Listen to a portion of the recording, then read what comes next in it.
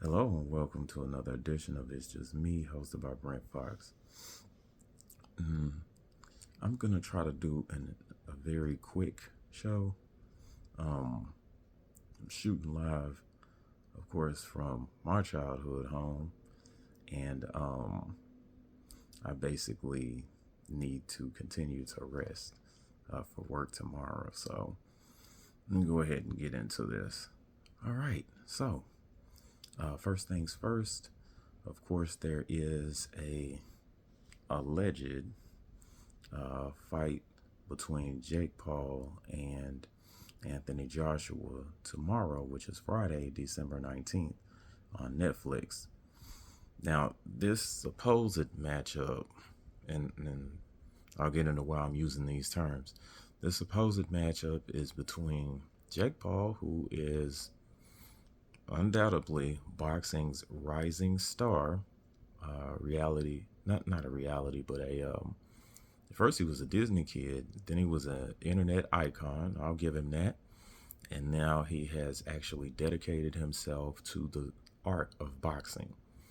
Now, on the other end, we have an Olympic gold medalist.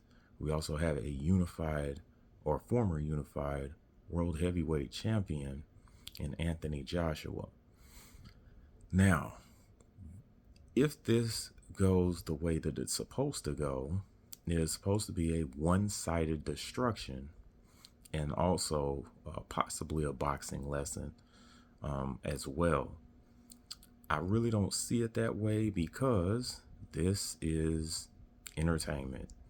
And unfortunately, a lot of folks would not be entertained if they just seen Jake Paul just get run through. So that being said, fight's fixed.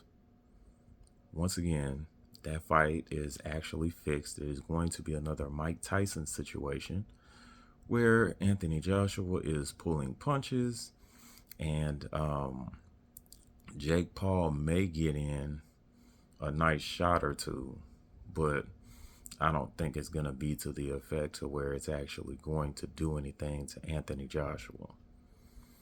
I don't understand how you would go from fighting a 130 or 140 pound man to someone that's literally 100 pounds heavier. And you're also fighting against a former unified heavyweight champion who knocked out Francis Ngannou. And then, um, and then you elect to actually fight him as opposed to actually fighting someone that made more sense, like Andre Ward. So, but we all know what would happen if Andre Ward actually fought Jake Paul. Now that would be a one-sided destruction and also a boxing lesson. But I don't think Jake Paul is up for that type of pain and humiliation. So he's definitely not doing that. And to fight a guy really that has all the advantages in the world, and you expect this to be a great entertainment event, tells me that, of course, the fix is in. And Joshua, unfortunately, is the guy for the job. He has actually avoided a prime Deontay Wilder. And unfortunately, we've seen what happens when he actually underestimates his opponents. See the first Andrew Ruiz fight. So, again, sorry to be a spoiler if that's a thing, but anybody with common sense and also boxing knowledge can tell you that this fight is fixed. And there's no way that he openly challenges someone like Anthony Joshua and doesn't have something up his sleeve in Jake Paul. So, you know what, guys, just take it with a grain of salt. Just take it, just view it as a wrestling match, basically. This is the WWE of boxing. So, again, it's going to be a Tyson-esque type performance. What I would probably do is I would look at the undercard. Alicia Baumgartner is actually fighting. I'll check that out. And then Tyrone Woodley and Anders Anderson, the Spider Silva are also fighting on the main undercard. So I would actually check those fights out as opposed to the actual the actual matchup between Anthony Joshua and Jake Paul. Yeah, yeah. I think anybody with common sense and also boxing knowledge knows that it's a rigged fight. It's a fixed fight, and I can't reiterate that enough. It's a fixed fight. Now, on to something that I'm actually very, very passionate about, and that is my people. Unfortunately, um, and when I say my people, I'm going to go ahead and be blunt and very clear. My Black American people, we are very, very accepting of a lot of things that we should not be. And that brings me to both racist faces of boxing, Teofimo Lopez and Ryan Garcia. Shakur Stevenson recently went on the Breakfast Club trying to promote the fight as he should. And,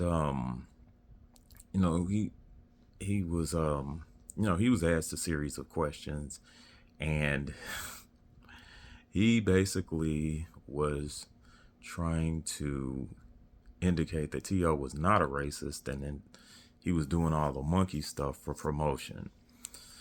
If you need to disrespect and denigrate a whole race of people, which is black people, and the reason that people actually do that is because they feel that there are no real consequences. I had a show earlier, I think it was about 7 or 8 months ago at this point, calling Teofimo Lopez the new racist face of boxing.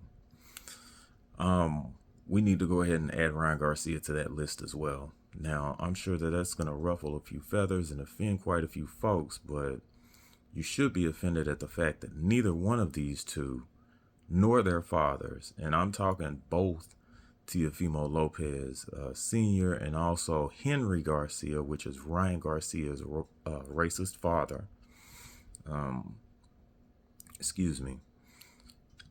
would be able to insult you basically to your face, and then you accept with T.O. That is one of the strangest apologies I have ever seen, as far as him just trying to apologize for his actions, or I guess explain them, is basically what he was doing, which, he can keep that, to be quite honest with you. This has not been T.O.'s first time actually saying things against black people, and he's going to continue to do it now that we are actually giving him passes to do so. When is enough going to be enough, y'all? When is enough going to be enough? Both of these families have openly displayed how they really feel about black people, yet we still wind up allowing them to get on our podcasts, allowing them space to actually promote their fights, things of that nature, guys. And then we pawn it off as just business, or hey, that's something that that's a you problem, and you need to get over that, and you need to stop being so sensitive, and things of that nature. Tell you what, let's just go over this. Adrian the Problem Broner, okay, in his prime, he did his Can Man speech at the end of one of the fights. And when he mentioned that he would beat the F out of a Mexican, the entire world went crazy, calling him a racist, saying that he needs to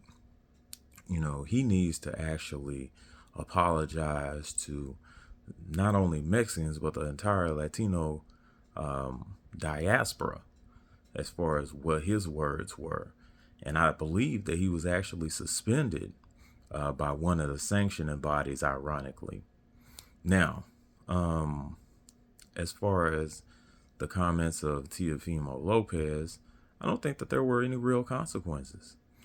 Even when he called Terence Crawford the N word, and I don't care about him saying, "Oh, I was trying to say the liquor because they were calling my dad an alcoholic."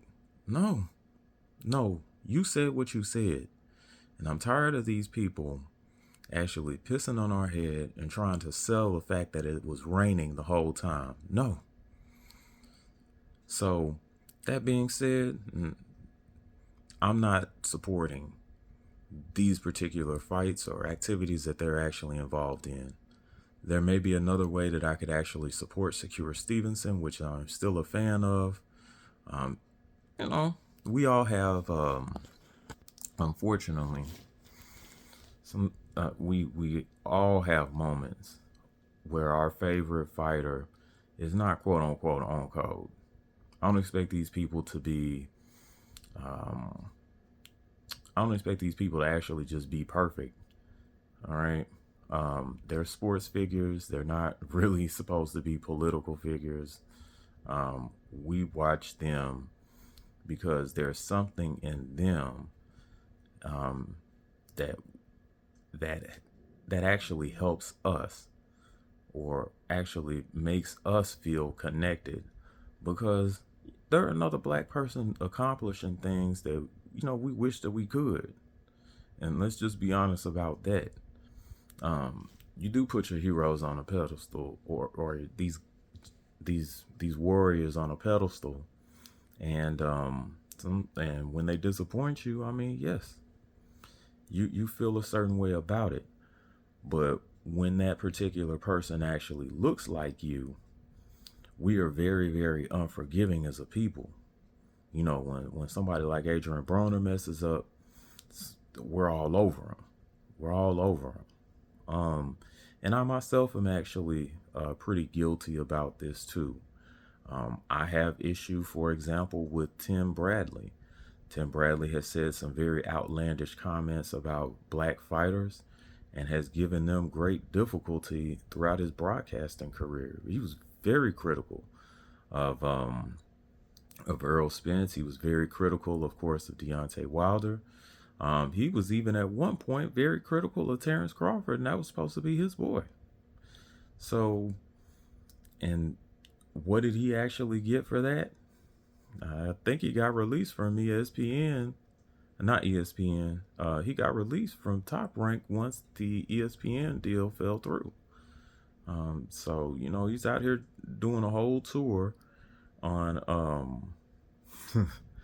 on any type of internet podcast or anything of that nature, just to kind of get his name back out there. Now, it's amazing that you can say or be critical of all these other black fighters, but as soon as things don't go your way, or things actually change drastically, now all of a sudden you pretty much a pro black guy. It's amazing. I think once you actually show who you really are, in the words of Maya Angelou, we have to believe you. And that's going to circle back to people like Teofimo Lopez Sr. and also Henry Garcia. Teofimo Lopez Sr. has shown who he really was when Teofimo actually was losing a sparring match in a predominantly black gym.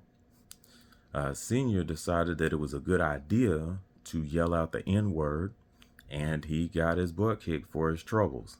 Literally ran out of the gym.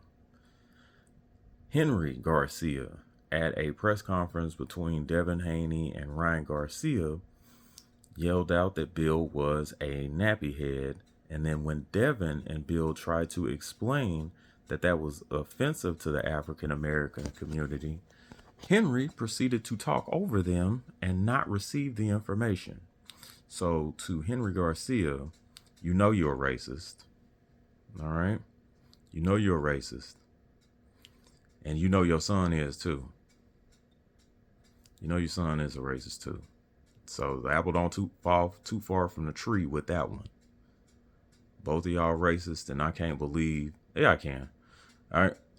It's unfortunate that you have taught your son hate, and as much as he can try to disguise it and try to do a whole misdirection or some sort of apology tour to black podcasters and get on black internet spaces and things of that nature, just trying to prove that he's not racist.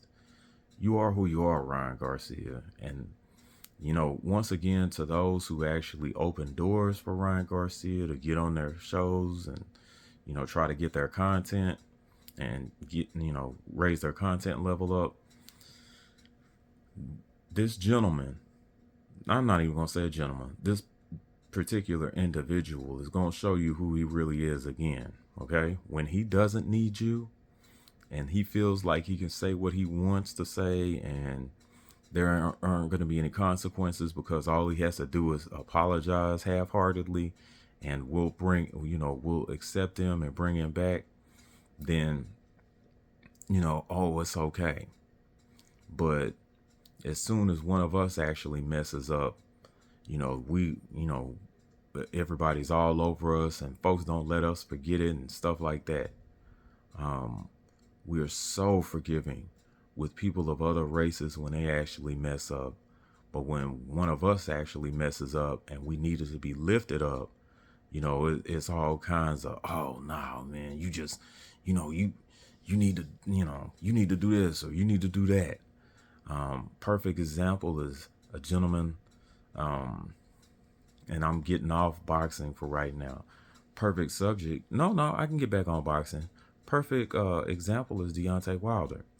When Deontay, and shout outs to, I believe, 78 Sports TV and also Coach Hudson. Please check out their content. Usually it's on YouTube every day, basically. Every day. 78 Sports TV, I think he still does his show at 10 a.m. Central Standard Time, and I think Coach Hudson actually does his around the same time as well on YouTube every day. So anyway, Deontay Wilder, when he was mentioning in his prime that he did want to catch a body, which unfortunately there are waivers in combat sports to where if there is a death involved, as long as there's no foul play, meaning that you're not taking performance enhancing drugs, Ryan, nor are you actually doing any type of alterations to equipment like Antonio Margarito. And I forget the other guy's name who Panama Lewis actually, Luis Resto. As long as you're not altering equipment like those guys did, then the death is not going to be liable to anybody. But again, this is a situation to where you can basically say or possibly even do anything you want to us, and we are expected to forgive and forget. But again, if we say anything that is quote unquote outlandish or maybe just flat out unacceptable, then there's no forgiveness for us. I just want y'all to think about that for a moment. I really do. Think about that for a moment. And what I'll do is I'm going to wrap this up on a lighter note. Congratulations to 5-division and 3-time undisputed champion Terence Bud Crawford on a Mount Rushmore of boxing type career. Now, even though he completely destroyed my guy Earl Spence, and shout outs to EJ, I'm still gonna be there when you come back, man. I'm gonna still be there when you come back. You from the area, For those that don't know, I'm a proud Dallas native, but I am an avid Pittsburgh Steelers supporter, and I have been most of my life. Like I like to say, I love my city. I just can't stand this football team. Anyway, back to Bud. So, congratulations on a, you know, again, boxing Mount Rushmore type career. And, we really do appreciate what you actually brought in and out of the ring. And then, yes, there were some moments that, of course, Bud himself was not on code, but I would rather reflect on the times that he actually was, where he basically stood up the top rank, who was basically exploiting him. And, I was extremely proud of him on that. He blazed his own trail, and you know, in the end, he came out on top. And then shout outs to him more recently for calling out the WBC, who actually can be known as We Back Cheaters because they're raising the level of clenbuterol, excuse me, not clenbuterol, I'm sorry.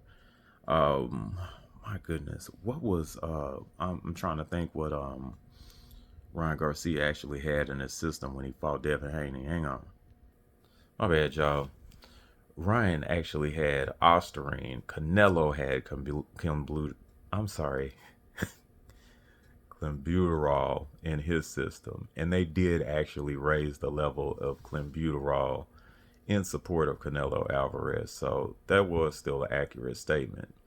But yes, Ryan's Osterine is what actually his Osterine level is what actually got him in trouble.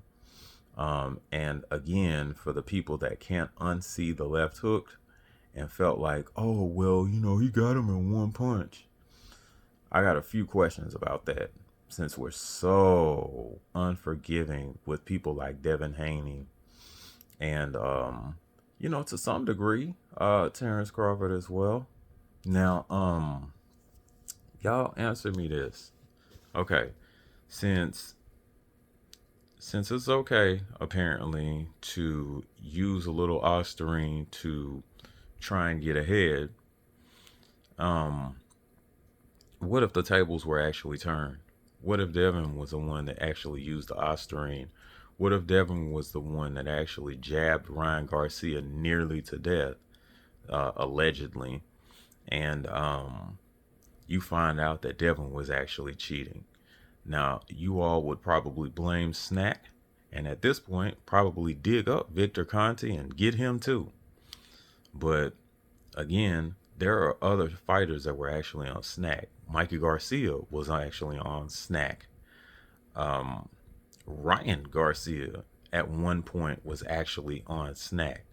Texas's own Jesse Bam Rodriguez is currently on Snack. Mario Barrios is also a Snack athlete. But with those particular names, you don't get that type of grief. Um, with Devin's performance, people immediately went to Snack and felt that he was actually on performance enhancing drugs rather than having a great training camp, working hard, and then, surpassing what everyone else thought. And shouts out to Devin Haney for that. Brian Norman Jr., I'm still here for you. We're still going to support you. And I still think that you're going to be a prominent figure in boxing. So, again, you lost to one of the generation's best. Okay. And we have, and we'll keep that particular book open. But as of right now, Devin Haney is one of his generation's best fighters. So you lost to the best at this particular point until proven otherwise. So, and I think that Brian Norman Jr., he's gonna be back. No doubt in my mind. No doubt in my mind he's gonna be back. He's gonna be a prominent figure in boxing. I love his focus and determination, most importantly. And I think that he's a lot better than what people are saying now. That unfortunately he had the loss to Devin. But, I kind of figured that people were going to discredit this young man, but getting back to Terence Crawford like I should, um, few have actually set out and accomplished what Bud has, and I definitely want to make sure that I give that reverence. So, again, from the bottom of our hearts, um, here in the LDVC family, thank you, Terrence Bud Crawford, for a wonderful career. And thank you for actually showing us what, dedication and perseverance actually looks like. And it doesn't even matter where you're from, as long as you actually put the work in. And, you do have some God given talent, does actually have something to do with it as well. But how you craft and cultivate that talent is most important. And he did a phenomenal job of that. So, again, thank you for a wonderful career, Terrence Bud Crawford. Well, that is pretty much going to be it for me here at It's Just Me, of course, hosted by Brent Fox. Now, what I would actually recommend is, with this holiday season coming up, y'all please give Old Hillside whiskey and bourbon a try. Now, that's actually brought to you by the the Bay Area legend, Big Joe Townsend. And yes, you got to say the whole thing, just like a pimp named Slickback. um, Please go, look up or Google Old Hillside Bourbon, and you can actually order online just in time for the holidays. Also, please check out my brother, Coach 67 Sports TV content. He is actually the best Southern content creator on the face of this planet. He has shows daily on YouTube and all social media platforms. Please also check out my brother Jared O11 Green, who has great content. Primarily, his shows come on Saturday. I believe Perspectives of Black Man should be coming back out on YouTube Saturday, 10:30 a.m. Central Standard Time. And then also, his better known show, which is the Southern Baller Show, comes on Sundays, 3:30 p.m. Central Standard Time. Well, again, y'all, this has been my time here at It's Just Me. I'm Brent Fox. Y'all have a nice night.